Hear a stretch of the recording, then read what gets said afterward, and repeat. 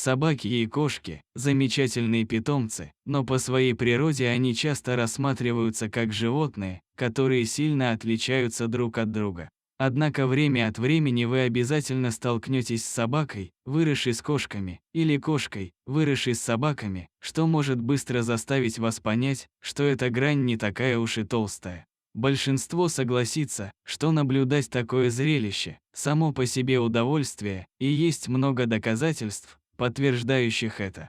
Например, этот дуэт кошки и собаки недавно стал вирусным, так как люди не могут не восхищаться видео, где они демонстрируют все черты, которые они переняли друг у друга. Кошек и собак часто считают полными противоположностями, но при правильных условиях ничто не мешает им стать похожими друг на друга. Лучшие подруги Хлоя и Клея недавно стали вирусными после того, как их хозяйка рассказала, насколько похожими стали эти двое, прожив вместе более 3 лет. Хлоя и Клея, вирусный дуэт собаки и кошки, недавно захватили интернет наилучшим образом, и всем это нравится. Будучи практически воспитанной биглем, маленькая кошка превратилась в кошку с довольно многими собачьими чертами. Она носит поводок, любит гулять и исследовать внешний мир, делает трюки за угощение и принимает все поглаживания живота, которые ей могут дать. В то же время Хлоя, похоже, переняла некоторые черты кошачьих, хотя до встречи с Клеей она уже прожила несколько лет без кошек в доме. Собака любит сидеть на подоконнике и наблюдать за происходящим снаружи, часто чувствует себя комфортнее всего на подушках и не упустит возможности забраться на прилавок, как кошка. Кошка любит, когда ей чешут живот, выполняет трюки за угощение и гуляет на поводке, а собака любит сидеть на подоконнике и никогда не откажется залезть на столешницу. Бигль значительно старше кошки и имеет большой опыт совместного проживания с другими животными. До встречи со своим новым лучшим другом Хлоя жила с морскими свинками и парой кроликов, один из которых был очень близок с собакой. Однако из-за разной продолжительности жизни их дружба должна была оставить кого-то с разбитым сердцем. К счастью, около 3 лет назад зародилась эта новая связь, которая с тех пор переросла в нерушимую связь.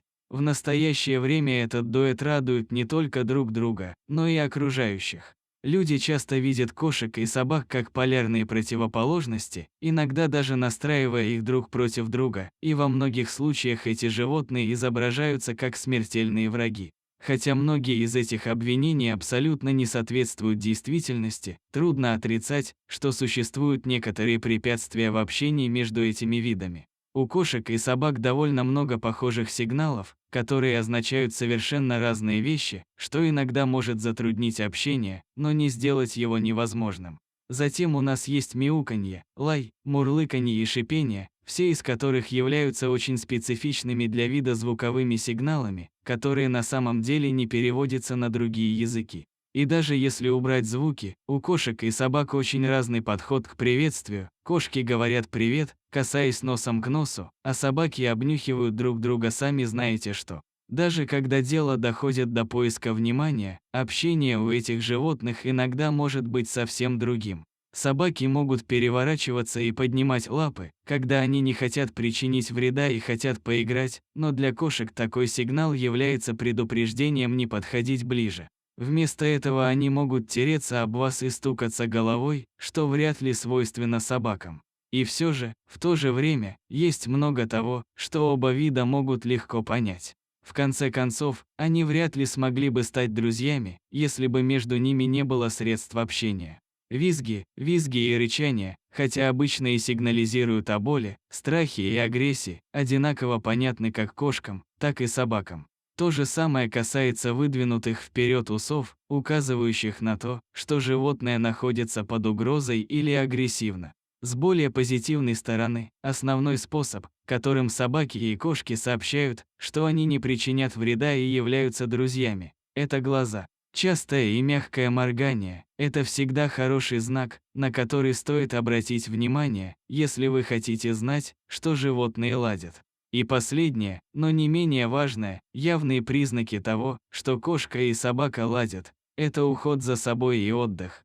Если животные прилагают усилия, чтобы почистить друг друга, и чувствуют себя достаточно непринужденно, чтобы расслабиться рядом друг с другом, их, вероятно, можно официально назвать друзьями. В конечном счете, у Хлои и Кли, как и, вероятно, у любой другой собаки и кошки, есть много различий между ними. Но они также являются отличным доказательством того, что что-то вроде этого на самом деле не может помешать кому-либо стать друзьями, если он действительно этого хочет, потому что если не обращать внимания на все эти различия, то, вероятно, найдется столько же сходств, которые стоит принять.